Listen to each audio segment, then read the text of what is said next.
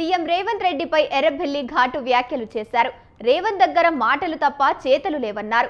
మోసపూరిత మాటలతో అధికారంలోకి వచ్చి రైతన్నలను గోసపెడుతున్నారని ఫైర్ అయ్యారు. రేవంత్ అధికారంలోకి వచ్చాక రియల్ ఎస్టేట్ కుప్పకూలిపోయిందన్నారు. రైతులకు కొనుగోలు కేంద్రాల వద్ద కాంటాలు బస్తాలు కూడా ఇవ్వక అరిగోస పడుతున్నారన్నారు.